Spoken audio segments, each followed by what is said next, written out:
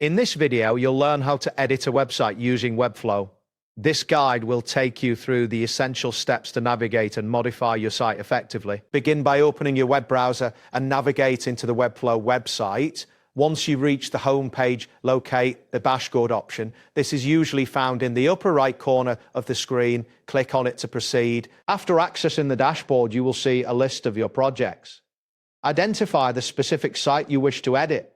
It is essential to ensure you select the correct project to avoid any unintended changes. Once you have located your desired site, click on the Open in Webflow button. This action will direct you to the Webflow Designer interface, where you can make modifications to your website. Upon entering the Webflow Designer, you will see your site displayed in a visual editor. To begin editing, you can click on the Add Element button, typically found in the left sidebar. This option allows you to insert new elements such as text blocks, images, or buttons into your design. If you need to create a new page, look for the Pages section in the left sidebar. Clicking on this will enable you to add a new page to your website. Make sure to name it appropriately for easy identification later. Next, you may want to manage the structure of your website. For this, click on the Navigator panel, which displays the hierarchy of your elements.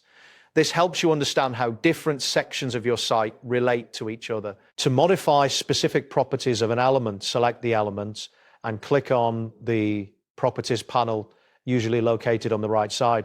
This area will show you various options to customize the selected element's attributes. For more advanced features, you can explore the Components section. Clicking on this will reveal pre-built components that you can use to enhance your website's functionality. If you wish to incorporate dynamic content, navigate to the Variables section. This allows you to define variables that can be reused across your site, making it more efficient to manage content updates. To apply styles to elements, click on Style Selectors in the right panel.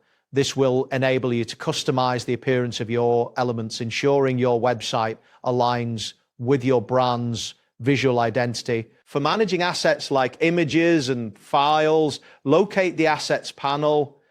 Clicking on this will provide you access to upload, organize, and use various media files within your project. To include external libraries or frameworks, find the Libraries option.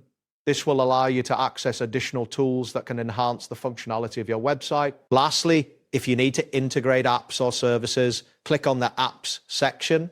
This feature allows you to connect various third-party tools to your Webflow project. That wraps up today's guide. Thanks for watching, and catch you in the next tutorial.